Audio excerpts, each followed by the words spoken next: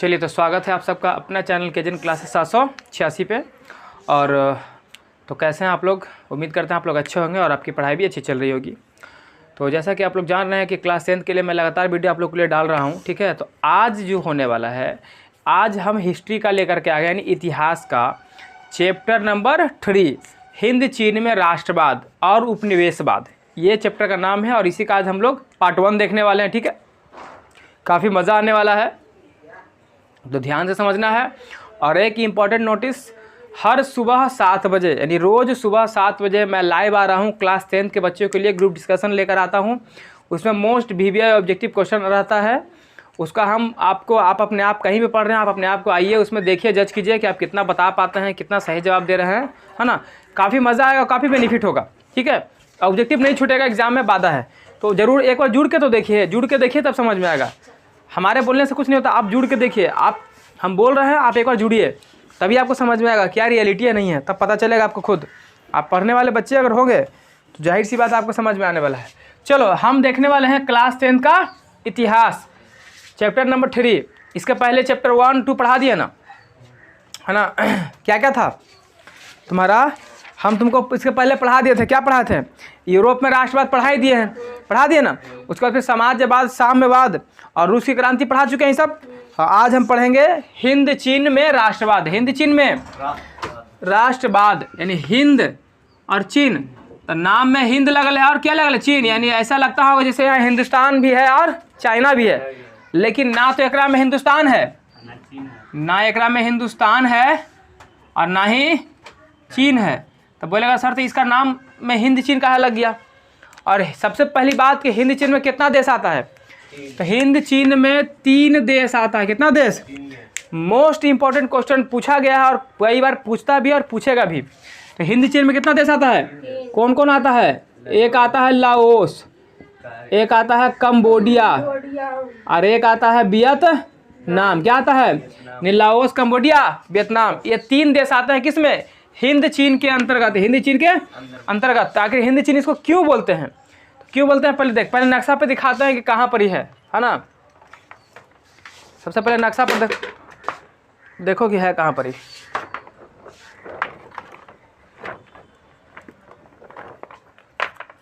चलिए, दिखता होगा आप लोग को, तो देखिएगा। सबसे पहले हम लेकर चले आते हैं आपको नक्शा की तरफ। तो देखो यहाँ पर आपको दिखता होगा हमारा प्यारा भारत।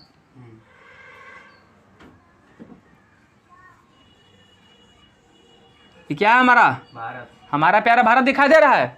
हाँ सर, दिखाई दे रहा है। इसके अगर हम बात करेंगे तो ऊपर में क्या होगा? उत्तर, नीचे में दक्षिण, इधर पूरब और इधर पश्चिम।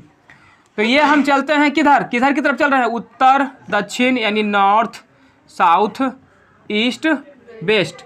तो हम चलते हैं पूरब की तरफ। तो पूरब में देखिए यहाँ पर म्यांमार है। क्या है? म्यांमार है। क्या है? म्यांमार। और देखिए ये म्यांमार के ठीक बगल में हम दिखाते हैं आपको, आपको दिखता होगा, हम यहाँ पर रंग रहे हैं, आपको देखनो। यहीं पर हमारा क्या है? लाओस। क्या है? लाओस हमारा यहीं पर है। उसके बाद हमारा क्या था? कंबोडिया बताते ना। देख, कंबोडिया तुमको यहाँ पर दिखाई देगा, ये कंबोडिया है। और एक बगल में से ऐसे से ऐसे से ऐसे से है, ठीक है, ऐसे से है।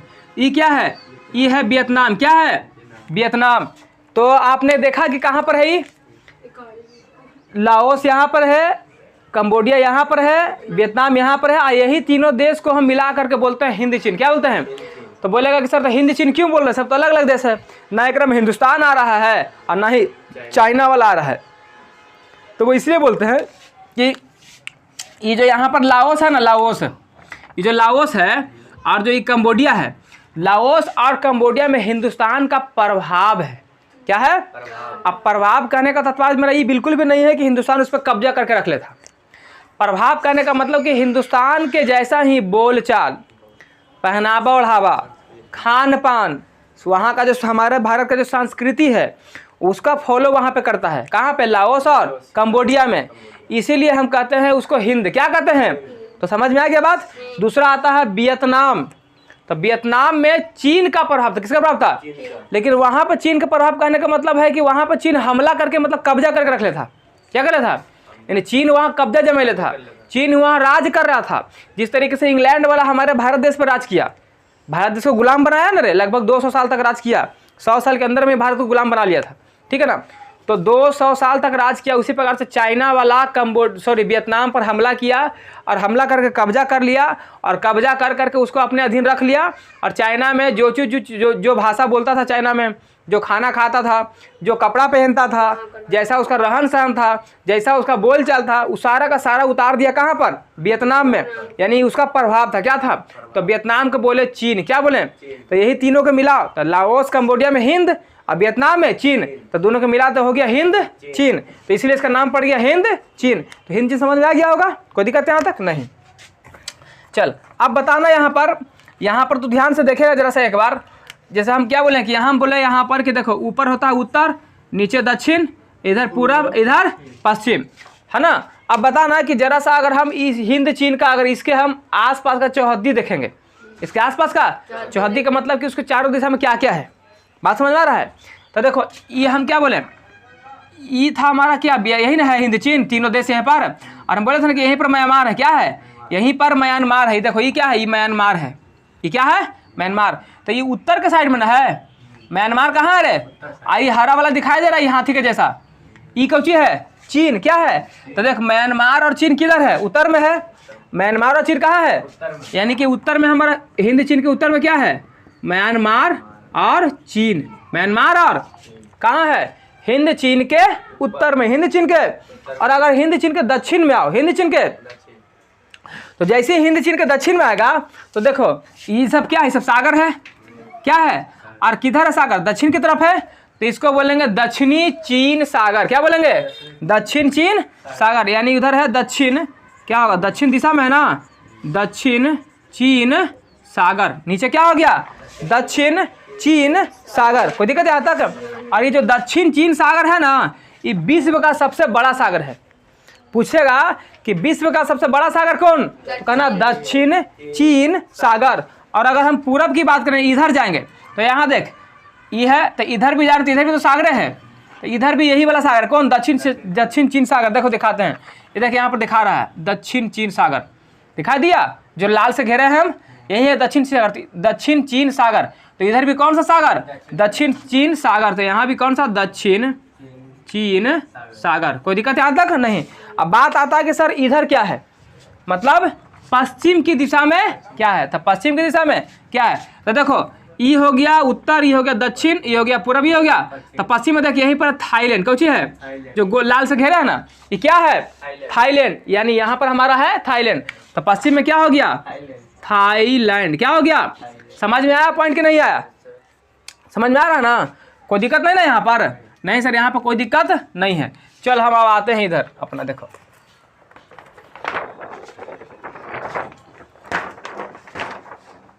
चलो देखो, तो हम क्या बोल रहे थे कि हिंद चीन है ना।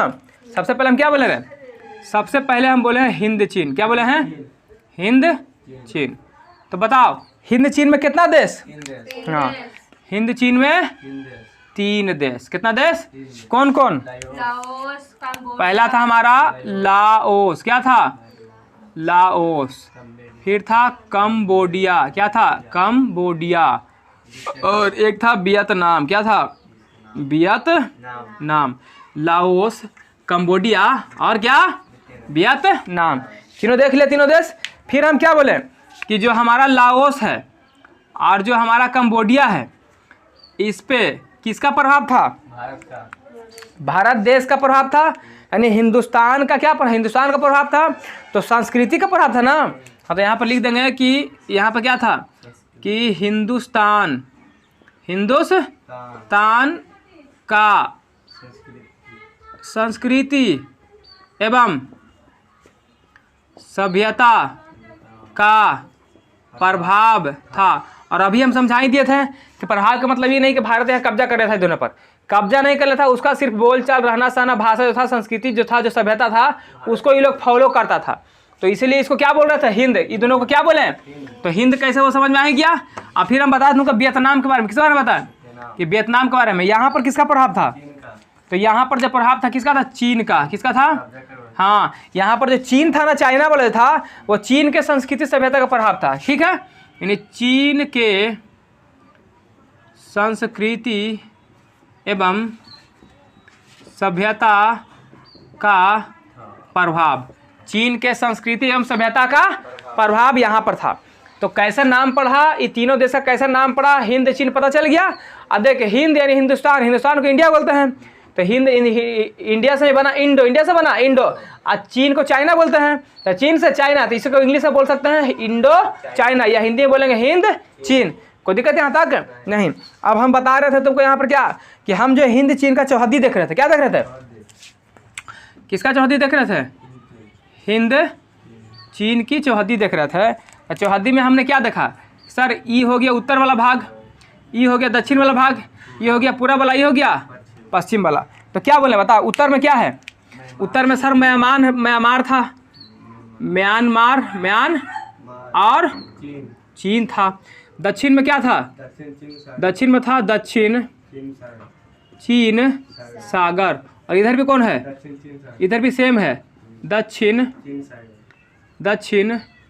चीन सागर। कोई दिक्कत है? एने आएंगे तो थाईलैंड, एने आएंगे तो थाईलैंड। और थाईलैंड को क्या बोलते हैं? हाथियों का देश। पूछेगा हाथियों का देश कौन है? हाथियों का देश, तो हाथियों का देश थाईलैंड। और सब ई कुछ है, ई वाला सबसे विश्व का सबसे बड़ा सागर। बहुत अच्छा जवाब भी बता है, विश्व सबसे बड़ा सागर। कोई दिक्कत है? तो तुमने हिंद चीन का तुमने चौहद्दी देख लिया ना, कि कौन कौन सा दिशा में कौन कौन सा क्या क्या पड़ रहा है, कौन सा देश पड़ रहा है, कौन सा समुंदर पड़ रहा है। कोई दिक्कत यहाँ तक नहीं ना। अब हम देखने वाले हैं, पढ़ने वाले हैं हिंद चीन में, हिंद चीन का भी इतिहास पढ़ेंगे कि हिंद चीन का प्राचीन में क्या इतिहास था।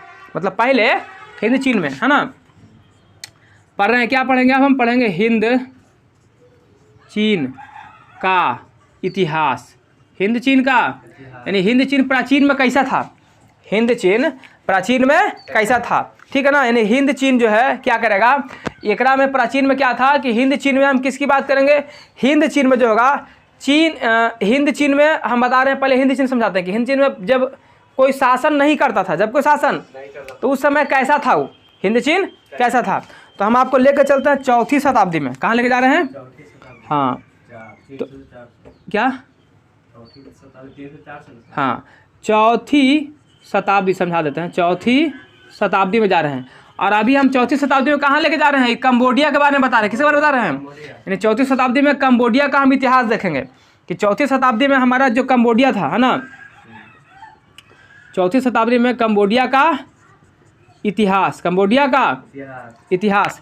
तो 4वीं शताब्दी में जो कंबोडिया का इतिहास है उसके बारे में देख लेते हैं। तो देख, 4वीं शताब्दी का मतलब 300 से 400, तो बोलेंगे 4वीं शताब्दी।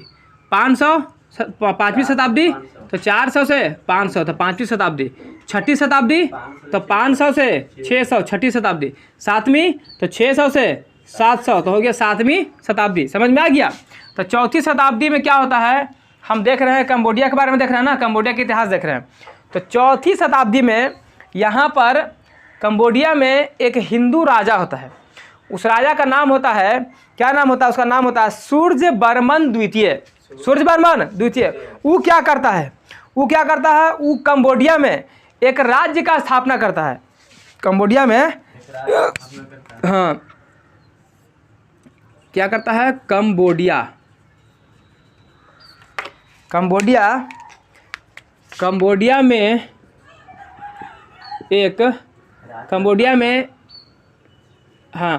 में एक राज्य का स्थापना करता है। उस राज्य का क्या नाम था बता देते? कुंभज। क्या बोलते उसको? कुंभज, है ना। कंबोडिया में कुंभज राज्य का स्थापना करता है। कुंभज राज्य का हाँ स्थापना करता है। यानी कुंभज राज्य का क्या करता है? स्थापना करता है। कोई दिक्कत यहाँ तक? इंक खत्म हो गया सबके सब, तुम लोग ध्यान नहीं दिया। तो कुंभज राज का क्या करता है? स्थापना करता है। ठीक, अब ध्यान से समझना। तो किस राज का स्थापना किया? कुंभज राज का स्थापना कर दिया। अब कंबोडिया में ही 12वीं शताब्दी है। 12वीं शताब्दी बोले तो क्या? 12वीं का मतलब हो गया 1100 से 1200। यानी 12वीं शताब्दी में। तो 12वीं शताब्दी में क्या करता है कि एक राजा था, हिंदू राजा था, उसका नाम था सूर्यवर्मन द्वितीय। क्या नाम था उसका? हाँ, तो 12वीं शताब्दी में, 12वीं शताब्दी में राजा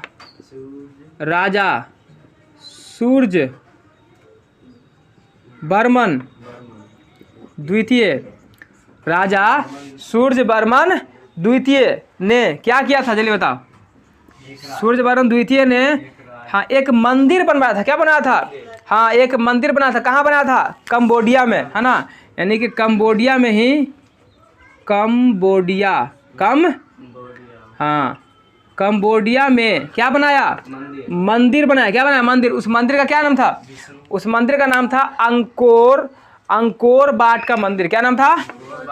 हाँ, अंकोर वाट का मंदिर, अंकोर वाट का। और ये जो अंकोर वाट का मंदिर है ना, विश्व का सबसे बड़ा मंदिर है। कौन सा मंदिर है? हाँ, ये मंदिर जो है ना, ये है विश्व का सबसे बड़ा मंदिर, विश्व का सबसे बड़ा मंदिर। तो पूछेगा बताओ विश्व का सबसे बड़ा मंदिर कौन? तो कहना अंकोर वाट का। अब बताओ यहाँ पर किस देवता का मूर्ति मंदिर में कौन सा मूर्ति था? तो इस मंदिर में जो मूर्ति था ना, है ना, वो कौन सा था? तो विष्णु भगवान। कौन सा भगवान करे? हाँ, विष्णु भगवान। देखो तो ये विष्णु भगवान से साबित हो गया। यानी विष्णु भगवान का मूर्ति, मतलब विष्णु भगवान को पूछता होगा विष्णु भगवान की मूर्ति कहाँ मिलता है? भारत में मिलता है ना। यानी भारत का संस्कृति वहाँ पर चल रहा है ना, कंबोडिया में, इसलिए तो इसको हिंद बोले थे। इसलिए क्या बोले थे? उसी प्रकार से लाओस से भी चलता था, इसलिए दोनों को क्या बोले थे? हिंद। क्या बोले थे? तब पूछेगा बताओ कि 4वीं शताब्दी में कंबोडिया में कुंभज राज का स्थापना किया गया था ना। और उसके बाद बताना 12वीं शताब्दी में किस राजा ने कंबोडिया में अंकोर वाट का मंदिर का निर्माण करवाया था? सूर्यवर्मन द्वितीय ने। बताओ अंकोर वाट का जो मंदिर है वो विश्व का सबसे बड़ा मंदिर है। और इस मंदिर में किस देवता की पूजा की जाती है? तो विष्णु भगवान की। किसकी? कोई दिक्कत यहाँ तक नहीं? अब तू लोग को ये तो समझ में आ ही गया है। देखो कंबोडिया और लाओस यानी हिंद तो समझ में आ चुका है, हिंद क्लियर हो गया ना रे पॉइंट। अब चीन के बारे में चलते हैं, यानी कि जो वियतनाम में चीन का हिसाब किताब क्या था, तो हम पढ़ेंगे थोड़ा सा वियतनाम के बारे में। ये दोनों पढ़ लिए, ठीक ना। जो कंबोडिया में था तो लाओस मिलता जुलता इसी से है, ठीक है। अब हम पढ़ते हैं किसके बारे में? वियतनाम के बारे में। तो आओ इधर, अगला हमारा जो टॉपिक होने वाला वो है क्या? वियतनाम। क्या है? तो वियतनाम के बारे में सुनो। तो वियतनाम में हम देखेंगे कि वियतनाम में जो चीन था, जो चाइना था, वो चाइना में बड़ी मनी शासक था। वो चाइना वाला शासक बारी बारी से आता है, अब वियतनाम पर आके क्या करता है? कब्जा करता है। यानी जब वियतनाम कमजोर पड़ता है, जब वियतनाम कमजोर पड़ता है, यानी कि जैसे वियतनाम कमजोर पड़ा, चाइना वाला आया, उसको डेंगियाया और डेंगिया करके कब्जा कर लिया। और फिर बाद में जब चाइना वाला कोई भी राजवंश आया तो वो कमजोर पड़ गया, तब फिर से वियतनाम आज़ाद हो गया। फिर कोई दूसरा चीन के शासक आया, फिर वो क्या गया, फिर वियतनाम को ठोका पकड़ के भर मतलब, और फिर उस पर कब्जा कर लिया। फिर बाद में फिर वो चीनी राजा भी कमज़ोर पड़ गया, तो फिर से वियतनाम आज़ाद हो गया। फिर कोई और आएगा, मतलब इसी तरीके से चल रहा था। तो सबसे पहले हम बात करेंगे तुमसे 3री शताब्दी की। किसकी बात करेंगे? हाँ, जो हमारा पहला पॉइंट है, पहला पॉइंट हमारा, हम कहाँ चल रहे हैं लेके आप लोग को? 3री शताब्दी में। यानी मेरे कहने का मतलब है बच्चा जी कि हाँ 200 से 300। तो वियतनाम में जो सबसे पहले अगर हमला हुआ, कोई कब्जा करने आया, तो किस शताब्दी में आया? तो 3री शताब्दी में आया। और कहाँ का शासक आया? चीन का। कहाँ का आया? यानी चीन का शासक आया। और चीन का जो शासक आया था, उस शासक का क्या नाम था? जल्दी से बता दो। कौन से वंश का आया था? तो वो आया था चीन वंश। कौन सा आया था? चीन वंश। देखो दोनों चीन में अंतर है, देखो ये दीर्घई से ही हर्षई से है। चीन वंश, ये वंश हो गया। तो जो राजा आया था ना वो चीन वंश का था। जैसे कैसे बताया था तोरा कि लुई 16वां बुर्बो वंश का शासक था, बताते हैं उसी पर। अरे तो ये चीन देश है, ये वंश है, क्या है ये? कोई दिक्कत है तक नहीं। अब ये जो चीन वंश में जो ये आया था, जो यहाँ पर जो राजा आया था हमला करने के लिए, जो राज करने के लिए आया था, उसका नाम क्या था? उसका नाम था सी हुआंग टी। सी क्या नाम था? सी सी हुआंग टी, सम्राट, सम्राट था, क्या था? सी हुआंग टी। देखो नाम थोड़ा पगला मिलेगा क्योंकि सब चाइना वाला ना, चाइना वाला ची चू करते रहता है, तो ये तो ची चू हम मनीष से करवाएगा अब, है ना। सी हुआंग टी सम्राट, ये सी हुआंग टी सम्राट वही है। विश्व का सबसे लंबी दीवार कहाँ पर है? चाइना का दीवार है, और चाइना का दीवार यही बनवाया था, सी हुआंग टी, सी हुआंग टी। कोई दिक्कत है? यानी आता है 3वीं शताब्दी में कौन? सी हुआंग टी आता है, जो चीन वंश का था और आकर के वियतनाम पर कब्जा कर लेता है। उतना इंपॉर्टेंट नहीं है लेकिन इसके बारे में बता देता थोड़ा थोड़ा, ठीक है। उसके बाद जब सी हुआंग टी कमजोर पड़ता है तब वियतनाम फिर से आज़ाद हो जाता है। क्या हो जाता है? वियतनाम फिर से आज़ाद हो जाता है। उसके बाद आता है हान वंश। कौन आता है? दूसरा जो आएगा, कौन वंश आएगा बड़ी? हान वंश। कौन आएगा? हाँ, ये भी कहाँ के है? ये भी चीन के, कहाँ के है? आई जो चीन का शासक है, तो इसका क्या नाम था? इसका नाम था राजा बू ती। क्या नाम था? राजा, क्या नाम था इसका? राजा, हाँ, बू ती, है ना। ये 300 से 400 के रेशे में भी आया था, यानी कि 4वीं शताब्दी में आया था ये, ठीक है जी। तो राजा बू ती किस वंश का शासक था? हान वंश का। फिर ये भी आता है, वियतनाम पर आके क्या कर लेता है? कब्जा कर लेता है। उसके बाद फिर हान वंश भी कमजोर पड़ता है। जैसे ही हान वंश दुर्बल पड़ता है, कमजोर पड़ता है, वियतनाम फिर से अपने आप को क्या कर लेता है? आज़ाद घोषित कर लेता है, मतलब आज़ाद हो जाता है। लेकिन बात इतना पर नहीं थमता है, इसके बाद भी फिर एगो आता है, इसके बाद भी एगो आता है, वो आता है मिंग वंश। कौन सा वंश आता है? मिंग वंश, है ना। मिंग वंश का एक शासक आता है। 3 नंबर में कौन आ रहा है अब? मिंग वंश। कौन आया? हाँ, मिंग वंश का एक शासक आता है, मिंग वंश का शासक आता है। और वो मिंग वंश का शासक का क्या नाम था? उसका नाम था युंग ली। क्या नाम था? हाँ, युंग ली। अरे युंग ली आता है और आ करके फिर से वियतनाम पर कब्जा कर लेता है, यानी पुनः ये 2 को तो चल गया, वियतनाम जीत चुका है, आज़ाद हो चुका है। फिर से मिंग वंश आता है और मिंग वंश आ करके फिर से क्या करता है? उस पर कब्जा कर लेता है। उसके बाद अगर बात करेंगे तो चौथा में 19वीं शताब्दी आते आते, 19वीं शताब्दी सब इसी के बाद में आ रहा है। जैसे 304 से ही गया, उसके बाद 5 से 6 इसके रेशे में जा रहा है, ठीक है। आगे पीछे तो इस तरीके से क्या होता है, वो आते रहता है, ठीक है ना। उसके बाद हमारा आता है 19वीं शताब्दी, यानी अब चल जाओ सीधे कहाँ? 19वीं शताब्दी में, यानी 19वीं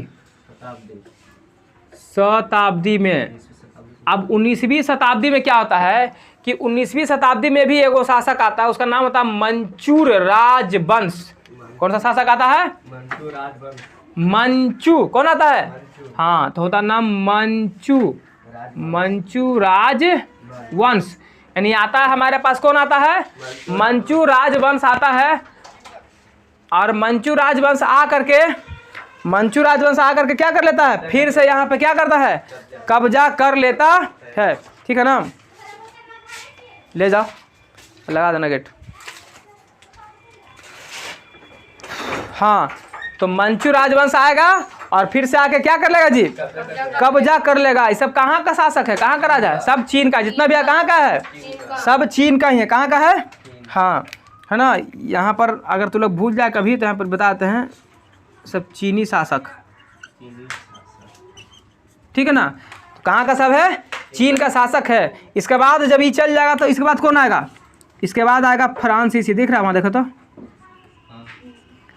इसके बाद कौन आएगा? इसके बाद आता है फ्रांसीसी। और फ्रांसीसी आ करके वियतनाम पर क्या कर लेता है? कब्जा कर लेता है, यानी कि कब्जा जमा लेता है। कोई दिक्कत यहाँ तक नहीं। अब हम देखेंगे, ये तो था शॉर्टकट में जब बता दिए कि कैसे कैसे दोनों। तो देखो, जब यहाँ पर चीन का शासक चल रहा था ना, तो जब ये जो राजा बनता था वो क्या करता था? अपना ही नियम कानून, अपना ही संस्कृति सभ्यता, अपना ही सब चलवाता था वहाँ पर। तो चीन का प्रभाव यहाँ था वियतनाम में, इसलिए इसको बोल दिए तो चीन। क्या बोले? तो इसलिए बोले टोटल को हिंद और चीन, तो हो गया हिंद चीन। इसलिए तीनों देश का नाम क्या पड़ गया? हिंद चीन।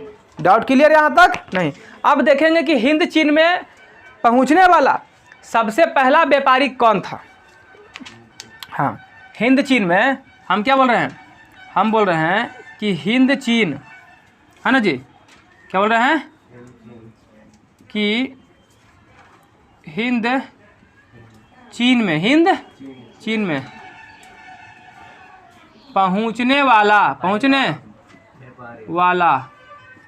सबसे पहला पूछता है, सबसे पहला व्यापारी कौन था? यानी कि हिंद चीन में जो सबसे पहला व्यापारी था वो कौन आया था? चलो पहले तरह दिखाते हैं कौन आया था।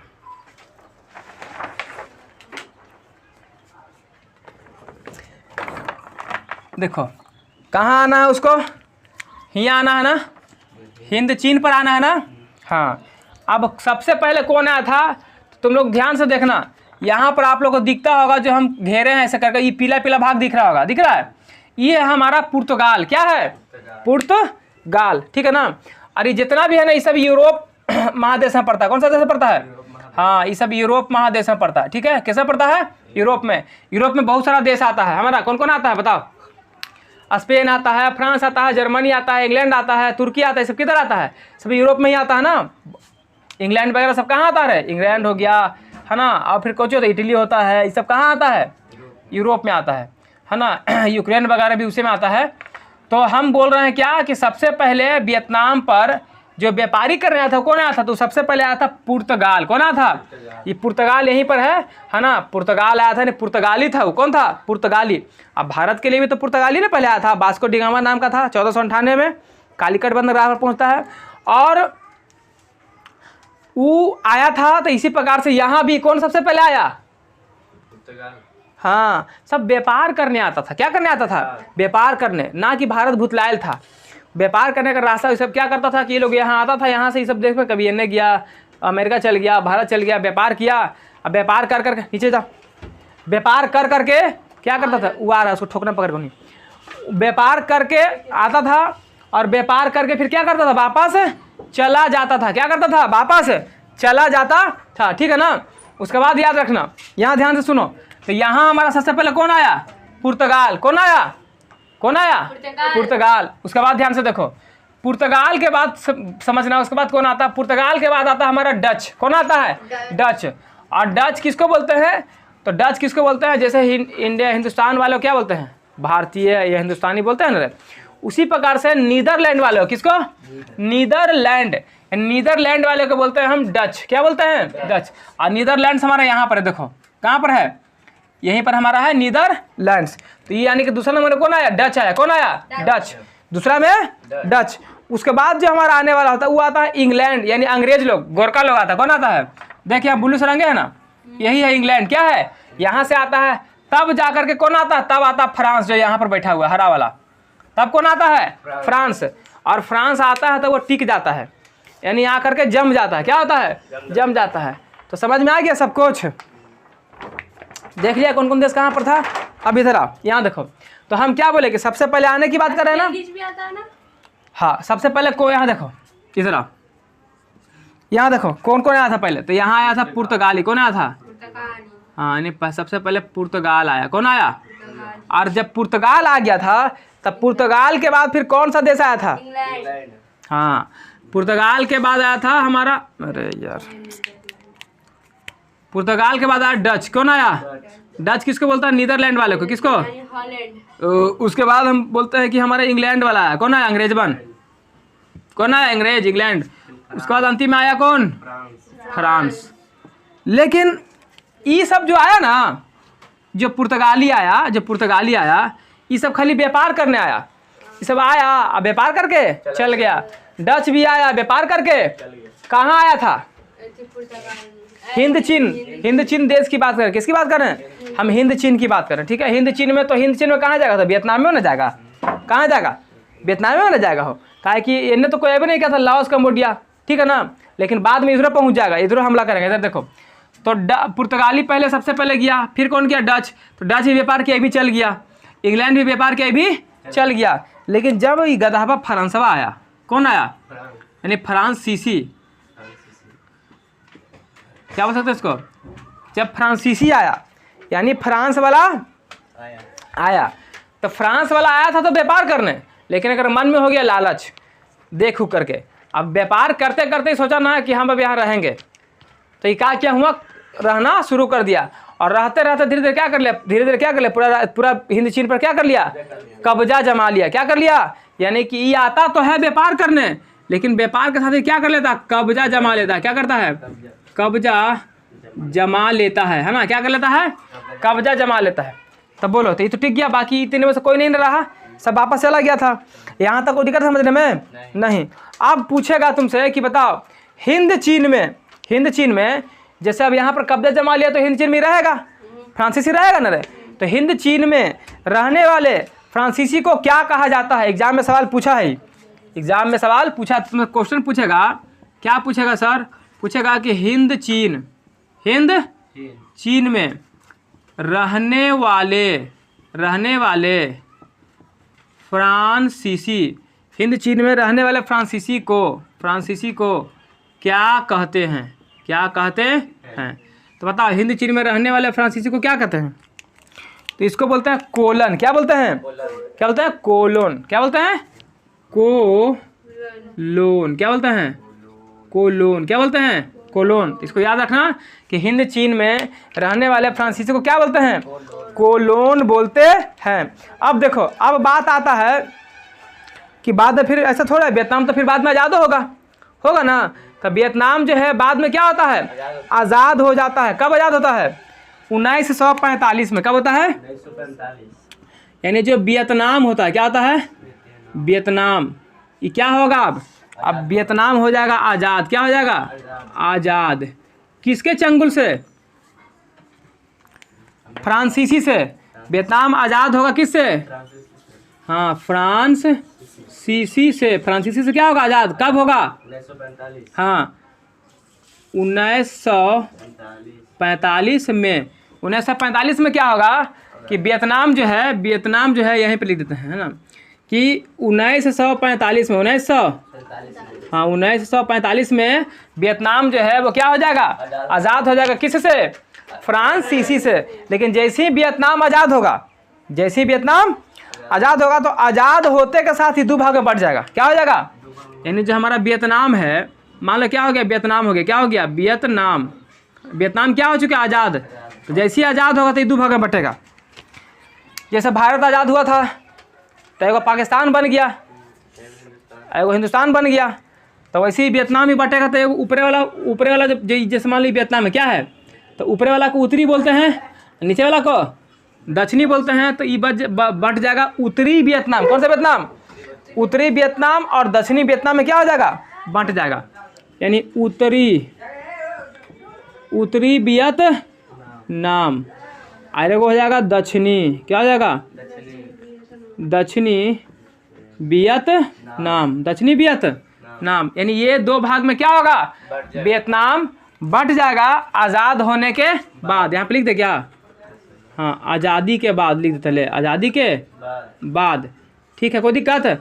आज़ादी के बाद वियतनाम जो है दो भाग में क्या होता है? बट जाता है, उत्तरी वियतनाम और दक्षिणी वियतनाम। कोई शक, कोई परेशानी, कोई कन्फ्यूजन? आप लोग को क्लास अच्छा लग रहा है तो लाइक कर दीजिए, सब्सक्राइब कर दीजिए, चैनल पर नया हो तो जरूर सब्सक्राइब कीजिए, शेयर करना तो बिल्कुल भी नहीं भूलें। उसके बाद क्या होता है कि 45 में क्या हुआ? ये दो भाग में टूट गया है ना। लेकिन ठीक 30 साल के बाद, तो 1945 में 30 जोड़ो,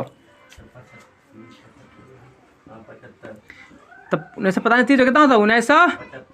तो 1975 में, यानी 1975 आते क्या होता है? वियतनाम क्या होता है? वियतनाम क्या हो जाता है? यानी कि दोनों जो अलग अलग जो था ना, दोनों क्या होता है? मिल जाता है। यानी कि हम बोल सकते हैं कि सर जो वियतनाम था, क्या था?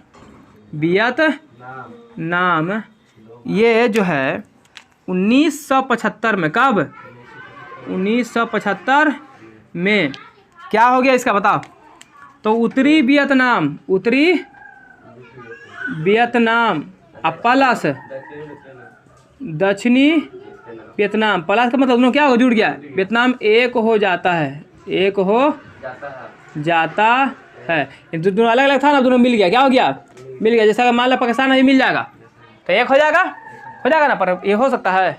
नहीं हो सकता है। उलटखोर है, गधा है, बोक्का है ना। वो सबके रग रग में खाली है कुछ करना रे, धोखा देना शुरू से। पीठ पे बार करे वाले, सामने से थोड़े बार करेगा, भारत देश के तरह। चलिए ज़रा, उसके बाद यहाँ तक समझ में आ गया तुम लोग को? तब वियतनाम क्या हो गया? इस प्रकार वियतनाम आज़ाद भी हो जाता है। लेकिन अब बात करते हैं हम, जगह बचा है क्या? नहीं बचा है। इसके बाद हम तुम लोग को बताएंगे हिंद चीन में उपनिवेशवाद। क्या बताएंगे? फ्रांसीसी का, हिंद चीन में फ्रांसीसी का उपनिवेशवाद समझाएंगे। जगह नहीं है इधर बताएंगे, इसको उतार फट से, ठीक ना? तो यहाँ तो समझने को दिक्कत नहीं, तो फट से उतारो। तुम लोग को मज़ा आ रहा है तो लाइक करो, शेयर करो, सब्सक्राइब करो, फट से करो। चलो, करता नहीं ये लोग। चलो रीना, चलिए। तो देखिए, अब हम लोगों ने देख लिया चीन के बारे में, है ना, कि वियतनाम पर कैसे कैसे सब लोगों ने क्या किया, शासन किया था। और फिर बाद में वियतनाम जो आज़ाद भी हो जाता है और 2 टुकड़ा बटा हुआ था जो 1 टुकड़ा में हो भी जाता है। अब हम देखेंगे यहाँ पर कि जो फ्रांसीसी था, वियतनाम पे सबसे पहले हमला किया था। तो फ्रांसीसी वियतनाम पर कहता है कि हिंद चीन में फ्रांसीसी उपनिवेशवाद। पहले बताओ उपनिवेशवाद का मतलब क्या होता है? उपनिवेशवाद का मतलब होता है कि कोई शक्तिशाली देश रहेगा, वो अपने से कमज़ोर देश वाला को क्या करेगा, कब्जा कर लेगा। शक्तिशाली देश कमज़ोर देश को क्या करेगा, कब्जा करेगा। उसी को बोलते हैं उपनिवेशवाद। क्या करेंगे? उपनिवेशवाद। तो जो हमारा वियतनाम था, कौन? हमारा जो वियतनाम था, ये दक्षिण पूर्व एशिया का, दक्षिण पूर्व एशिया का एक महत्वपूर्ण राष्ट्र था और यहाँ विभिन्न समुदाय के लोग रहा करते थे। कोई दिक्कत है? नहीं। और जो वियतनामी जो था, ये समुद्री सिल्क के द्वारा, मतलब समुद्री रास्ता के द्वारा जुड़ा हुआ था, इसलिए यहाँ पे व्यापार करना क्या था, आसान था। इसलिए फ्रांसीसी लोग क्या करता है कि आता है और आने हैं तो व्यापार करने के उद्देश्य से क्या था। और आने के बाद ये क्या करता है, तो देख, जो पहले समझ कि वियतनाम जो है वो 3 क्षेत्र से मिलकर बना होता है। वियतनाम के कितने क्षेत्र? हाँ, वियतनाम का होता है 3 क्षेत्र। एक होता है तोकिन। क्या होता है? तोकिन। क्या होता है? तोकिन। उसका एक होता है अन्नाम। क्या होता है? अन्नाम। क्या होता है? और एक होता है कोचिन चीन। हाँ, क्या नाम होता है? कोचिन। कोचिन चीन। कोचिन चीन। ये 3 क्षेत्र से मिलकर क्या बनता है, यानी वियतनाम के 3 महत्वपूर्ण क्षेत्र थे। और जो फ्रांसीसिया जब आता है यहाँ पर कब्जा करता है, तो सबसे पहले कहाँ कब्जा करता है? अन्नाम पर। कहाँ करता है? ये सबसे पहले कहाँ करेगा? अन्नाम पर। अब जैसे मान के चलो कि वो आ गया, कौन? फ्रांसीसी आ गया है, वियतनाम में आ गया है। तो फ्रांसीसी के साथ बड़ी मनी उसका पंडित आता है। क्या बोलते हैं उसको? पादरी। हाँ, चूंकि सब ईसाई धर्म का मानने वाला था, तो ईसाई धर्म के पंडित को बोलते हैं पादरी, यानी पोप। वो आता है, वो आ करके इसके धर्म का प्रचार प्रसार करना वियतनाम में क्या करता है, शुरू करता है। कैसे शुरू करता है? तो कहता आकर के वियतनाम में कुछ ना कि तुम्हारा भगवान अच्छा नहीं यार, तुम्हारा को भगवान है, हमारे भगवान को देखो, हमारे भगवान कितने अच्छे हैं। मतलब ओकरे भगवान के आकर के गाली दे रहा है और अपना भगवान को अच्छा बता रहा है। क्या समझा? बात तो समझ में आ रहा है? तो जब ऐसे बोलेगा कोई कि भगवान के जाकर तो बुराई कर, तो छोड़ देगा? तो क्या करके वियतनामी वाला मिल करके पंडितों का मार के कूच दिया। पादरी लोग को क्या किया? मार के कूच दिया। जब मार के कूच दिया ना इसको, तब पता चला किसको? तब फ्रांस का एक राजा था। क्या था? फ्रांस का एक राजा था, उसका नाम था नेपोलियन तृतीय। क्या था? नेपोलियन तृतीय। हाँ, तुम क्या बोल रहे हैं कि फ्रांस का राजा, फ्रांस का क्या होता है? राजा होता है फ्रांस का। और फ्रांस का राजा का क्या नाम था? नेपोलियन। हाँ, वो वाला नेपोलियन वाला समझ आना, यूरोप में राष्ट्रवाद वाला, वो अच्छा था, ये बदमाश है। नेपोलियन, ये तृतीय लिखे हैं, समझ में आएगा ना? नेपोलियन तृतीय। ये क्या करता है कि जब इसको पता चलता है कि हमारे पंडित लोग को, हमारे पादरी लोग को सब मारा है, पूछा है, मार के एकदम पटक के मारा है, तो कहता है कि रुको तो नहीं के बताते हैं। वो खिसिया जाता है और खिसियाने के बाद क्रोधित हो जाता है। क्रोधित होकर के कहता है कि हम यहाँ से भेजते हैं सिपाही, बंदूक, असला सब भेजते हैं, वो लोग को सबक सिखाओ, ठीक है? तो वो क्या करेगा, वहाँ से अपना जहाज़ भेज देगा। क्या भेज देगा? हाँ, अपना जहाज़ भेजेगा और साथ में सैनिक भेजेगा। और क्या भेजेगा सर? तो बंदूक भेजेगा और बम वगैरह सब क्या करता है, भेज देता है। क्या भेजता है? कब भेजता है? तो ये भेजता है 1862 में। कब भेजता है? 1862 में। और 1862 में ये आ गया है ना। और जैसे 1862 में ये सब सिपाही लोग पहुँचा ही यहाँ, तो क्या किया, वियतनाम में पहुँचा। वियतनाम में कहाँ पहुँच गया? अन्नाम में। कहाँ पहुँचा? और अन्नाम में जा करके सबको मार के पीट के, जितना सबको मारा था ना उतनी ही सबको खूब मारा था, पटक के। है ना, मार करके क्या करता है वहाँ पर कब्जा कर लेता था। कहाँ कब्जा कर लेता? अन्नाम पर, यानी अन्नाम पर अधिकार कर लिया। कौन? जो फ्रांसीसी था, है ना, वो क्या कर लिया? हाँ हाँ, अन्नाम पर फ्रांसीसी अपना अधिकार कर लेता है। यानी अपना क्या कर लिया? अपना अधिकार कर लिया। क्या सभे पर नहीं, सब पर नहीं, कुछ पे ही किया है ना, कुछ पे किया है। ये क्या कर लिया? अधिकार कर लिया। कब? अन्नाम पर 1862 में। कब किया? 1862 में। अब ध्यान से देखो, ये है वियतनाम। क्या है? वियतनाम, ठीक है। अब वियतनाम में 3 क्षेत्र है ना रे, कुछ कुछ है यहाँ पर, टोक्यो, अन्नाम, कोचिन, चीन, और एक बगल में था लाओस, एजे पर था कंबोडिया। क्या था? एजा था लाओस, एल से लाओस, आई था कंबोडिया। कैसे? कंबोडिया, ये है कंबोडिया, ये है लाओस। तो जैसे ही यहाँ पर कब्जा किया कौन? फ्रांसीसी, मार मार कर डेंगाया सबके ना, ये बेचारा कंबोडिया गया डर, कंबोडिया गया, एक हालत खराब ना। देखा जैसे 2 दोस्त है, ज़्यादा डिंग पता ले रहा है, तो एक होकर मारो खाली भर, मतलब दूसर का कितने डर लगे लगा, भैया छोड़ दे भैया, ना तो गलती, हाथ पर जोड़ के निकल रहा नहीं। वैसे जब एक ठोके ठटावे लगा ना फ्रांसीसियन, चूँकि फ्रांसीसिया तो मजबूत था, अब बेचारा वियतनामियन कमज़ोर था, तो ठोके ठटावे लगा तो ये हड़क गया। कौन? कंबोडिया जो था, कंबोडिया जो देश था, ये हड़क गया बेचारा। यहाँ का राजा जो था वो क्या हो गया? डर के मारे जाके हाथ पर जोड़ रहा, मालिक राजवा तो ही ले ला, शासन तोड़े पर वहाँ का राजा हम ही रहेंगे, हम ही चलाएंगे, आपको जो चाहिए हम सब आपको पूर्ति करेंगे। तब फ्रांसीसी वाला सोचता ना कि अरे यार तो बढ़िया चीज़ है, ये अपने से हमारे गुलाम बनना तैयार है, और कहता है कि जो चाहिएगा हम देंगे आपको। सब मिल ही रहा है, बिना युद्ध कर ले तो काहे ला हम युद्ध में खर्चा करे जाए, नहीं रहे। तो कि जो कंबोडिया होता है क्या करता है? 1863 में अपना मर्जी से स्वाधीनता का अधिकार प्राप्त कर। फ्रांस का जो अधीनता होता है उसको क्या करता है? स्वीकार कर लेता। मतलब फ्रांस को कहता है कि हाँ तू हमारा पर गुलाम कर लो, हम अब तुम्हारा गुलाम हो गए, ठीक है ना। कब? हाँ, तो कौन? कंबोडिया। कौन? कंबोडिया कौन हो गया? कंबोडिया जो है कब जीत? 1863 में क्या करता है? फ्रांसीसी अधीनता स्वीकार कर लिया। फ्रांसीसी अधीनता स्वीकार कर लिया, है ना। देखो, फ्रांसीसी अधीनता स्वीकार कर लिया। क्योंकि अगर डर के मारे हालत ख़राब था, है ना, डर से क्या हो गया? डर से इसका हालत क्या था? ख़राब था। तो डर के मारे कंबोडिया का जो राजा था वो क्या किया? कहा भैया चल तोर गुलाम हम रहो, जे मांगेगा जे हम देंगे, तो हम सब डिमांड पूरा करेंगे। तो और क्या चाहिए वो लोग को तो यही करने पे किया था, सब हमारा से डर है, हम जो कहें वो करे, हमको जितना टैक्स मन करेगा मांगेंगे, सब दे ले जाओ। अब जब वो नाम पर कर लिया तो दूसरा नंबर कहाँ लगाएगा? दूसरा नंबर लगाएगा कोचिन, चीन पर। कहाँ लगाएगा? तो कोचिन, चीन पर। तो ठीक 4 साल के बाद, 1867 में, यानी अब आएगा तुम्हारा, हाँ, कोचिन चीन पर क्या करता है? कब? हाँ, कोचिन चीन पर 1867 में अधिकार कर लेता है।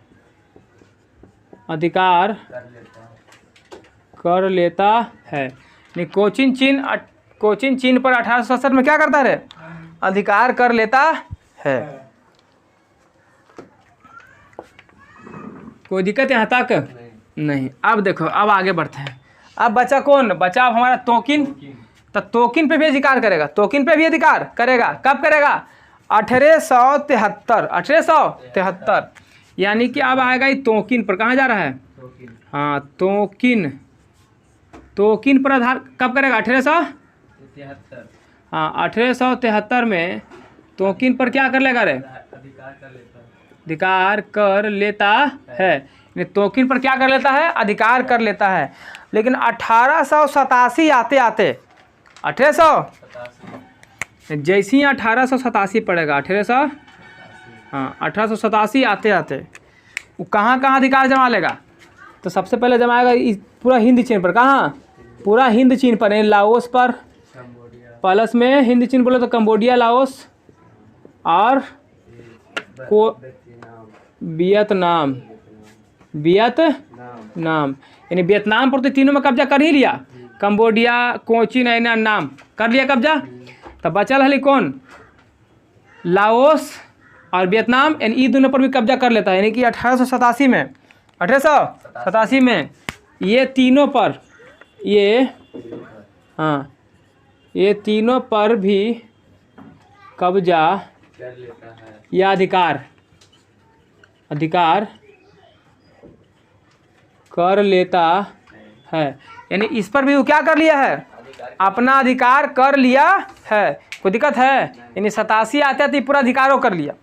ठीक, अब बात आता है कि जब इस तरीके से अधिकार कर लिया, सब पर क्या कर लिया, अधिकार कर लिया, यानी उपनिवेशवाद जो है यहाँ सब पर लागू, उपनिवेशवाद कर लिया, ये लागू कर दिया, तो सब लोग इसे पूछेगा अब ना, नहीं पूछेगा ना कि आखिर तुम उस सब देश में उपनिवेशवाद क्यों लाया, उपनिवेशवाद क्यों लाया, मतलब कि ये सब का जरूरत था करे के। तो देखो फ्रांसीसी को जो सफाई देता है, फ्रांसीसी कहता है कि वहाँ के लोगों को बोलने चालने नहीं आता था, पढ़ने लिखने नहीं आता था, तो हम उसको सिखाने के लिए, बोलने के लिए, सिखाने के लिए, पढ़ाने के लिए हम वो उपनिवेशवाद लाए हैं। जब ये सब पढ़े लिखे सीख जाएगा ना, तो हम फिर सबको छोड़ देंगे। ऐसे बोला ये लोग। ठीक है, क्या बोला, इस तरीके से बोला। तो कहा जाता है कि अगर बताओ कि कोई भी, यानी फ्रांसीसी द्वारा, अगला सवाल पूछ सकता है आपसे एग्जाम में, कि फ्रांसीसी द्वारा हिंद चीन को उपनिवेशवाद बनाने के क्या कारण थे, मतलब हिंद चीन को क्या सोच करके फ्रांसीसी उस पर उपनिवेशवाद बनाया था, हिंद चीन को। अगला सवाल क्या रहेगा आपका, सवाल ये रह सकता है कि फ्रांसीसी द्वारा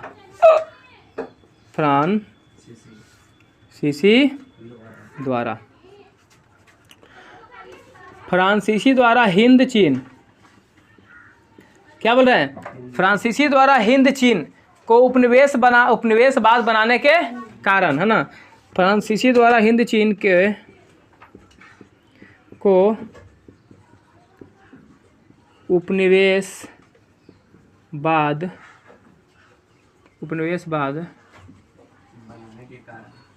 बनाने के कारण। हाँ, क्या कारण था कि फ्रांसीसी को हिंद चीन पर उपनिवेशवाद बनाना पड़ा, है ना, उस पर अधिकार करना पड़ा। आखिर कुछ तो कारण होगा ना, कुछ तो सोचा होगा ही फ्रांसीसियन। हाँ, तो पहला सोचा था, पहला जो मुख्य कारण था वो था आर्थिक कारण। क्या था, आर्थिक कारण समझता है, आर्थिक कारण का मतलब पैसा कौड़ी।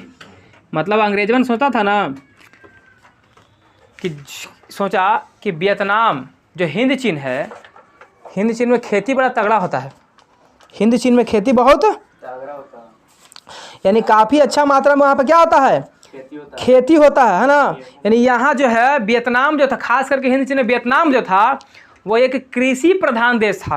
कैसा देश था, कृषि प्रधान देश था। ठीक है ना। और कहता है कि यहाँ पे चावल और रबड़ का, क्या बोलता है, यहाँ पे चावल और रबड़ का बहुत अधिक उत्पादन होता था। कहाँ पे, वियतनाम में।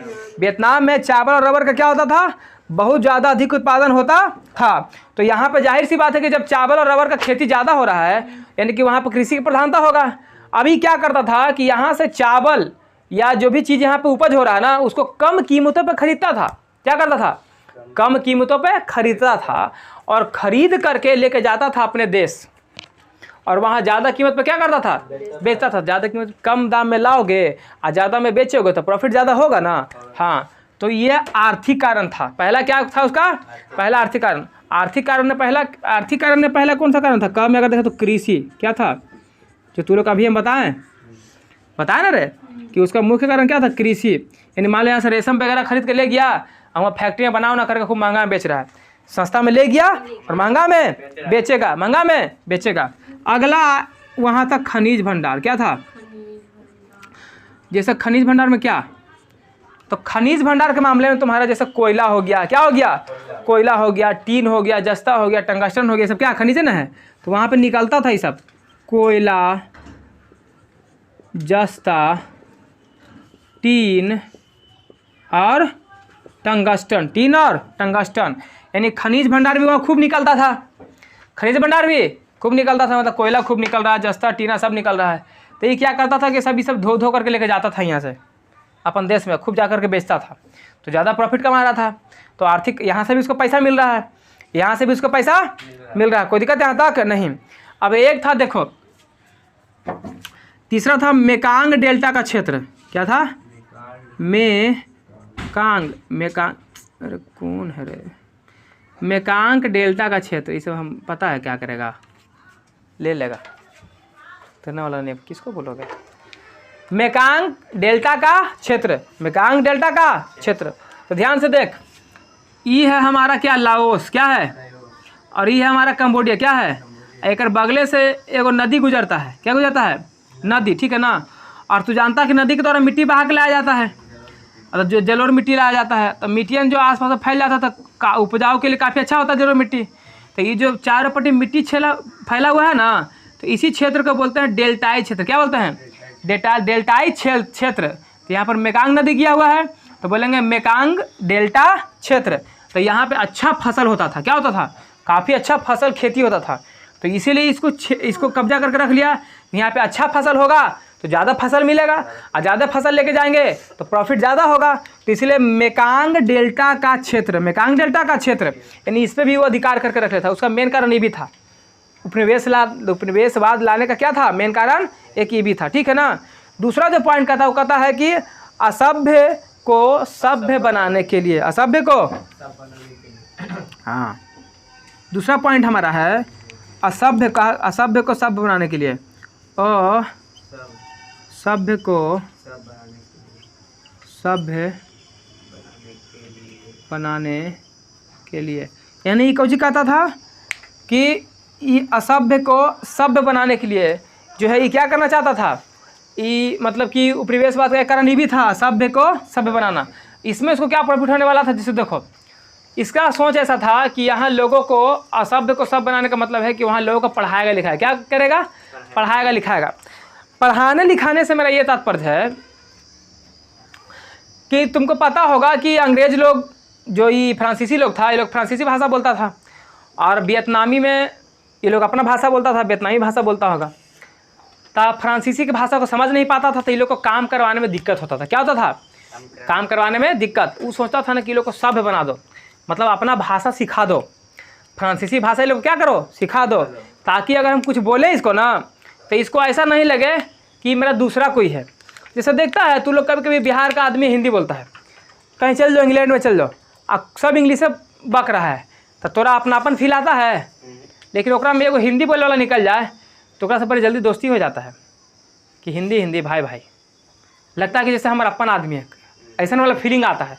तो वैसे सोचा फ्रांसीसी ने कि अगर इसको फ्रांसीसी सिखा देगा ना, हम एक सामने फ्रांसीसी बोलेंगे ना, तो एक नहीं लगेगा कि हमारे विदेशी, लगेगा हमारे गाँव का आदमी है, तो हमारा कमा करेगा और हमको यहाँ इस देश पर कब्जा करने में क्या होगा, आसानी हो जाएगा, मतलब आसानी से कब्जा कर सकते हैं। तो इसीलिए बोला कौची कि दूसरा कारण था असभ्य को सभ्य बनाना, सभ्य को सभ्य बनाना। तीसरा जो इसका कारण था, मुख्य कारण वही था व्यापारी सुरक्षा, व्यापारिक सुरक्षा। अब व्यापारिक सुरक्षा का मतलब क्या हुआ, मतलब कि यहाँ पर किसी भी दूसरे देश का कोई खतरा नहीं था व्यापार करने के मामले में। जैसे और जगह पे, जैसे भारत में अंग्रेज लोग भी कर रहा था व्यापार, पुर्तगाली लोग भी कर रहा था, सब कर रहा था ना, तो उधर जो था उधर से जाता था ना ये फ्रांसीसियन, तो इसको मार मार कर डेग आता था, सब उधर से भाग जाता था। तो ये वियतनाम को इसलिए चुना कि देखा कि वियतनाम में ना पुर्तगालिया कर रहा है, ना डच वाला कर रहा है, और ना ही कोई अंग्रेज कर रहा है व्यापार, तो कोई तो व्यापार यहाँ कर नहीं रहा है, तो हम अकेले व्यापार करेंगे तो हमको राज रहेगा, कोई हमको बोलने वाला नहीं रहेगा, कोई रोकने वाला नहीं रहेगा, व्यापारी करने में कोई खतरा नहीं होगा। यानी कि खतरा से बचने के लिए क्या किया, इसका मेन मकसद था एक व्यापारिक सुरक्षा। यानी यहाँ पे व्यापारिक सुरक्षा था, इसका व्यापार सुरक्षा में रह सकता था, किसी देश का कोई दबाव इस पर नहीं था। तो एक कारण ये भी था। तो अगर बोलेगा आपसे कि फ्रांसीसी द्वारा हिंद चीन को उपनिवेश बनाने के क्या कारण था, तो ये तीनों लिख देना है, आंसर आपका हो जाएगा, कोई दिक्कत यहाँ तक नहीं। अब बात आता है कि जब ये हल्ला करले चल रहा है कि यहाँ के लोगों को, लोग असभ्य है उसको सभ्य बनाना है, क्या बनाना है, फ्रांसीसिया बोलते ना है कि हमरा क्या करना है, सबको सभ्य बनाना है। तो सब कैसे बनाएगा, सब बनाने के लिए इसको पढ़ाना लिखाना पड़ेगा, क्या करना पड़ेगा? पढ़ाना लिखाना पड़ेगा। मतलब पढ़ाना लिखाना पड़ेगा तो हिंद चीन में भी क्या करेगा? शिक्षा का व्यवस्था करेगा। क्या करेगा? हाँ, हिंद चीन में क्या करेगा अभी? हाँ, हिंद चीन में शिक्षा, यानी हिंद चीन में शिक्षा का क्या करेगा? अब व्यवस्था करेगा। तो हिंद चीन में क्या हो गया? शिक्षा। अब जब हिंद चीन में शिक्षा की बारी आया, ओकरों में फ्रांसीसी कन्फ्यूजन पड़ल है कि कितना पढ़ाएं, कहाँ तक पढ़ाएं, किस भाषा में पढ़ाएं। अभी बड़ा कन्फ्यूजन है ये लोग को। अब ये लोग ये भी सोच रहा है कि कितना पढ़ाएं, मतलब क्या क्या बोला ये, इसको दो कैटेगरी में बांटेगा। पहला जो सवाल आया, क्या आया कि कितना पढ़ाया जाए, कितना यानी कितना शिक्षा दें। पहला सवाल यही आया। क्या आया? सोचा वो लोग कि आखिर शिक्षा दें तो कितना शिक्षा दें। कहीं ऐसा तो नहीं ना कि ज़्यादा शिक्षा दे दें तो हमरे सिखावे लगेगा, कहेगा मालिक आप ही गलत कर रहे हैं, हम पढ़ लियल। ऐसे दूसरा देश पर कब्जा करके रखना गलत बात है। अब हम ज़्यादा पढ़ लिए तो हमको नौकरी भी चाहिए। तो वो सोच रहा है कि कहीं ऐसा ना हो कि कहीं ज़्यादा ही लोग को शिक्षा दे दें तो कल हो के हमरे लिए खतरा बन जाए, हमसे नौकरी का डिमांड करने लगे कि मालिक नौकरी पढ़ाई में तो नौकरियाँ कौन देते? सरकार अगर कहता कि पढ़ो पढ़ो पढ़ो तब पढ़ो काला, पढ़ो आगे बढ़ो, नौकरी दो। सरकार खाली कहेगा पढ़ो और नौकरी देवे नहीं करेगा तो तुम सवाल नहीं करेगा। सब चीज़ पढ़ेगा, नियम कानून पढ़ेगा तो कहेगा ना कि लिखल है कि सरकार को नौकरी देना है, आप नहीं निकाल रहे हैं, काहे नहीं निकाल रहे हैं? तो देखा कह रही तो जान जाएगा, इसको नॉलेज हो गया। अभी टेंशन न पड़ रहा है कि कितना दवाई का था, कितना शिक्षा दें। अब ये तो हो गया, चलो ये तो क्लियर है कितना दें। दूसरा किस भाषा में दें, हम अपना भाषा में दें कि एखने के वियतनामी भाषा में दें, बात ये आता है ना किस भाषा में। दूसरा क्या पॉइंट सोचा ये कि किस भाषा में दें। चूँकि इसके पीछे भी स्वार्थ छिपल था ये लोग का। ये लोग सोचता था कि हम अगर शिक्षा भी दें तो काम हमरे होना चाहिए, तो ये सोचो क्या करेगा। अब देखो तो बात आता है कि किस भाषा में दें, तो ये सोचता है ना कि वियतनामी में दें कि फ्रांसीसी में दें। समझ में आ रहा है? तो ये क्या करता है, कहता है कि काम करो कैटेगरी बांटो। जो नीचे क्लास का बच्चा है उसको उसी के भाषा में दो, उसी के भाषा में दो। और जो बड़ा क्लास का बच्चा है, जैसे कि मान के चल 10th के हो गया है ना, और नीचे क्लास करने का मतलब जैसे 2, 3, 4, 5 ये सब हो गया, ये सब नीचे क्लास, ये सब का दो इसी के भाषा में दो, उसी के भाषा में पढ़ाओ, वियतनामी पढ़ाओ, ठीक है। और बाकी जो बड़ा जो बच्चा है उसको पढ़ाओ फ्रांसीसी भाषा में। यानी इसको 2 कैटेगरी में बांटा, एक तो छोटा बच्चा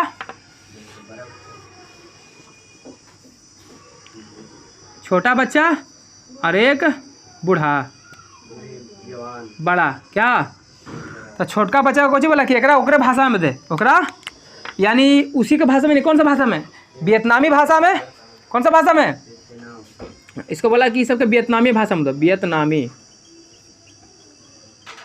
भाषा में शिक्षा दो। और इसको बोला कोची कि इसको दो फ्रांसीसी भाषा में। कौन भाषा में? बड़कन के फ्रांसीसी भाषा में। कहे लगी बोला ना कि छोटकन के पहले वियतनामी सिखाओ, उसके बाद जैसे ही बड़ा होगा ना उसको सिखाना फ्रांसीसी। जब वो जैसा बड़ा हो जाएगा फ्रांसीसी तो काम तो हम बड़ कैसे ना करवाएंगे, छोटे थोड़े करवाएंगे। तो हमारा काम करने में क्या होगा, हम कुछ भी बोलेंगे करने के लिए तो हमारा भाषा वो समझ जाएगा, और समझ जाएगा तो काम क्या करेगा, आसानी से करेगा और हमारा काम भी हो जाएगा, तेज़ी में होगा और जल्दी जल्दी हम आगे और बढ़ेंगे, है ना। तो ये छोटा बच्चा को शिक्षा देने के लिए क्या रखेगा, वियतनामी शिक्षा में, वियतनामी भाषा में, तो वियतनामी टीचर न रहेगा। और ये बड़का बच्चा को फ्रांसीसी भाषा में सिखाना है तो फ्रांसीसियन रहेगा सिखाने वाला। कोई दिक्कत है यहाँ तक? नहीं सर, कोई दिक्कत नहीं है। अब हम तुमको लेके चलते हैं आगे कि सर ये बताइए कि कितना शिक्षा दें। वो तो समझ में आ रहा है, कितना शिक्षा दें। तो देखो कितना शिक्षा के बारे में ध्यान से सुनो। पहले बात आता है कि जब ये शिक्षा देगा तो किताब चाहिए, तो ये अपना किताब छपवाता है। क्या करता है? अपना किताब छपवाता है।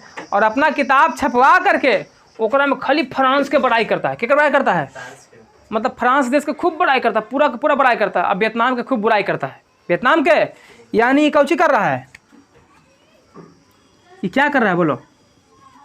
हाँ, नहीं किताब छपा दिया, किताब नहीं, किताब में हाँ फ्रांस का पूरा बड़ाई करता है, पूरा बड़ाई करता है, मतलब खूब कि फ्रांस इतना अच्छा है, तुम लोग के लिए इतना अच्छा काम कर रहा है, ये कर रहा है, वो कर रहा है, फलना ढेकना, खूब बड़ाई करता है। क्या करता है, खूब ढेर मनी झूठ मूठ के पुल बांध दे रहता है, किताब में झूठा बात लिख देता है ताकि लइकन सीखेगा ना, लेकिन पढ़ेगा तो कह अरे फ्रांस इतना अच्छा है तो हमारा खिलाफ कोई आवाज़ नहीं उठाएगा और हम सालों साल ऐसी शासन करते रहेंगे। और साथ में और क्या करता है, फ्रांस का तो बड़ाई कर ही रहा है भैया, वियतनाम का, किसका, वियतनाम का खूब बुराई करता है। क्या करता है, बुराई करता है ना, यानी वियतनाम के बारे में भड़काता है, भड़काओ बात लिखता है, गलत बात पैसे दे रहा है बच्चे लोग को कि वियतनाम ऐसे है वैसे है, कुछ नहीं दिया तुम लोग को, कुछ काम नहीं किया सरकार तुम्हारे लिए, मतलब बहुत तरह का बात उसमें क्या करता है, बताता है। लेकिन अब बात आता है कि लइकमन के पढ़ाए वाला छोटकन के कौन हले, वियतनामी वाला ना हले टीचर बा। तो वियतनामी टीचर देखा कि अरे तेरे की किताब में तो खाली फ्रांस के बारे में बड़ाई कर ले है, फ्रांस के बारे में बड़ाई कर ले है, और बुराई किया है किसका, वियतनाम का। कहा कि मतलब हमरे देशों में आकर के हमरे बारे में उल्टा पुल्टा बक रहा है। ठीक है, तो टीचर सब कैसा था बता तो, अरे टीचर तो सब वियतनामी ना ले रहे, वियतनामी शिक्षक था ना, कौन शिक्षक था, शिक्षक जो था वहाँ पर उसका कैसा था, सब वियतनामी था। कैसा था, वियतनामी शिक्षक, वियतनामी लिख दिए रे, वियतनामी शिक्षक था। तो वियतनामी शिक्षक देखा ना किया, हाँ तो गड़बड़ है दया।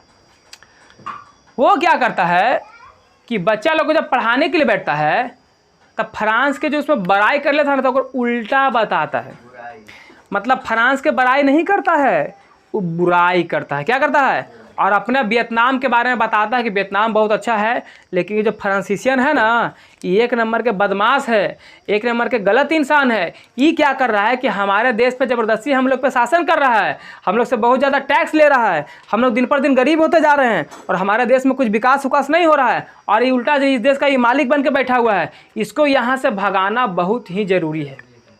यानी फ्रांस के बारे में पहले ही सबको उल्टा शिक्षा देता है, मतलब फ्रांस के बारे में बुराई करता है, किताब में लिखा था अच्छा सा बात, लेकिन ये उल्टा बताता है। क्या करता है, उसका बुराई करवा देता है। जब तुम बच्चे लोग को इस तरीके से बात बताने लगेगा कोई शिक्षक कि देखो तुमको वैसे से कर रहा था, वैसे से कर रहा था, तो उसके अंदर गुस्सा भरेगा।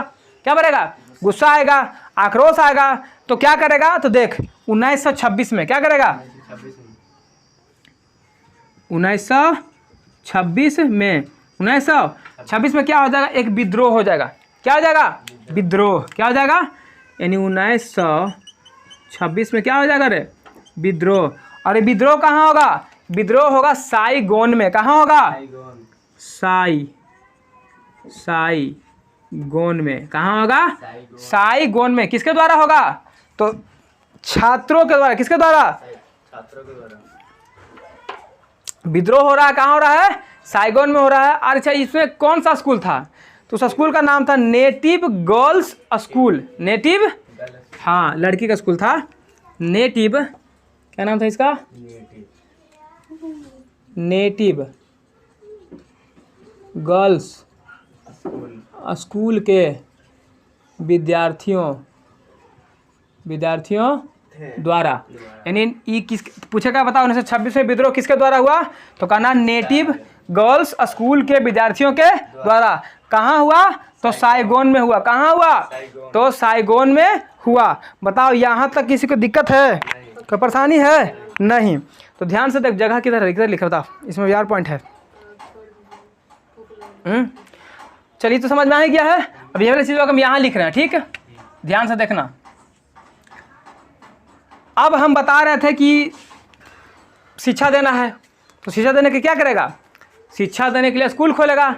यानी फ्रांसीसी ने हिंद चीन में शिक्षा देने के लिए क्या किया, स्कूल खोलेगा। क्या करेगा, हाँ तो लिख रहे हैं कि फ्रांसीसी हिंद चीन में शिक्षा देने के लिए। तो शिक्षा देने के लिए क्या करता है, तो एक स्कूल खोलता है। क्या खोलता है, और स्कूल खोलता है कहाँ, तोकिन में। कहाँ खोलता है, तो इसीलिए इसको नाम रखता है तोकिन फ्री स्कूल। क्या रखता है, तोकिन फ्री स्कूल। क्या नाम रखा, तोकिन फ्री स्कूल। नम्मा में हो फ्री घुसल, लेकिन ये फ्री कुछ ना है। कैसा है ये, महंगा। कैसा है, बहुत महंगा स्कूल है। यहाँ आम इंसान का बाल बच्चा नहीं पढ़ सकता है, ठीक है, इतना ही महंगा स्कूल था। नाम तो है तोकिन फ्री स्कूल, पर वास्तव में फ्री उरी नहीं था, काफ़ी क्या था, महंगा था। क्या था, महंगा था। अब जब स्कूल खुल गया, किताब में पढ़ाया भी जा रहा है सब चीज़, अब बात आता है कि ये भी बात था कि कितना शिक्षा दें। तो ये लोग सोचता था कि ज़्यादा पढ़ेगा तो नौकरी मांगेगा हमको से, ज़्यादा पढ़ेगा तो नौकरी मांगेगा। तो क्या करता था कि 10वां में 11 के क्या करता था, फेल कर दे। यानी 100 गो में 75 गो फेल, 100 गो में 75 गो और 25 गो, यानी 75 गो फेल। तो कितना बड़ा संख्या में फेल कर रहा है। क्यों फेल करता था, फेल इसलिए करता था कि जब हम ज़्यादा के पासे नहीं करेंगे तो ज़्यादा हमसे नौकरी नहीं मांगेगा। इसलिए तो बार बार क्या करता था, फेल। यानी ये लोग क्या करता था, जानबूझकर हिंद चीन के लोगों को फेल कर देता था। यानी ये लोग क्या कर रहा था, बताओ। हाँ, क्या कर रहा था, तो ये लोग बोले तो फ्रांसीसी लोग, ये लोग जानबूझकर क्या करता था, हाँ, जो भी वहाँ पे विद्यार्थी लोग होता था, यानी हिंद चीन, किसको, हिंद चीन, यानी ये लोग जानबूझकर हिंद चीन विद्यार्थी ना, हिंद चीन विद्यार्थी को क्या करता था, फेल करता मतलब फेल कर दे। तो पासे ना हमें चला तो कहाँ से मांग में हमरा से नौकरिया, मांग में ना। आज जब तोरा बार कोई फेल करेगा तो तोरा गुस्सा नहीं पड़ेगा, कितना कमजोर है, भोतरा है, बार फेल कर देता हमको, तो चिढ़ियाएगा। क्या होगा, चिढ़ियाएगा, गुस्सा आएगा। क्या आएगा, गुस्सा आएगा, है ना। जब गुस्सा आएगा तो क्या होगा, कुछ विद्यार्थी मिलेगा, और मिल करके एगो दल बना लेगा। क्या बना लेगा, दल, है ना। यानी कुछ विद्यार्थी के द्वारा, कुछ विद्यार्थी द्वारा एक दल बनाएगा। उस दल का नाम था यंग अनामी दल। क्या नाम था, यंग अनामी दल बनाता है। यंग अनामी दल बनाता मतलब सबसे पहले एक दल बनाता है, उसमें बच्चे लोग मिल करके जुट जाता है। क्या करता है, जुट जाता है। उसके बाद ये सब मिल करके एक साप्ताहिक पत्रिका निकालता है। जैसे देखता है इन्हें साप्ताहिक पत्रिका नहीं आता, पेपर ऊपर छोटा सा कभी निकलता है, बृहस्पतिवार के निकलता है ना छोटा सा, तो वैसे ही एक पत्रिका छपवाता है। क्या करता है, पत्रिका निकालता है। क्या निकालता है, ये लोग क्या मिलकर निकालेगा, एगो पत्रिका। क्या निकालेगा, पत्रिका। क्या निकालेगा, पत्रिका। और पत्रिका का नाम क्या था, पत्रिका निकाला। क्या निकाला, पत्रिका। उस पत्रिका का नाम था, उसका नाम था अन्नानजी पत्रिका। क्या नाम था, अन्नानजी स्टूडेंट पत्रिका, क्योंकि स्टूडेंट निकाला था ना, इसको स्टूडेंट तो निकाल रहा है, तो था क्या नाम था, अन्नानजी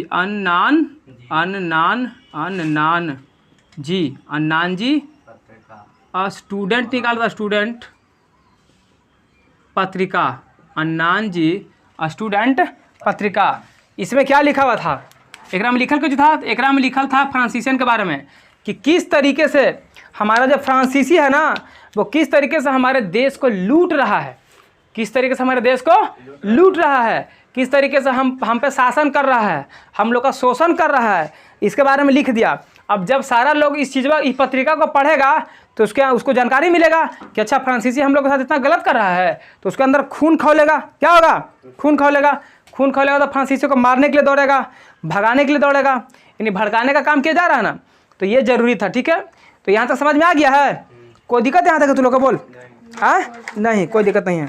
अब ध्यान से सुन, अब बात आता है इसके बाद जो है, जब इस तरीके से हो जाएगा, मतलब उपनिवेशवाद आ जाएगा, तो उपनिवेशवाद आने के बाद क्या होगा कि उपनिवेशवाद से तुम ज़्यादा से ज़्यादा कैसे पैसा कमा सकता है, उसके बारे में एक अर्थशास्त्री आएंगे वो बताएंगे।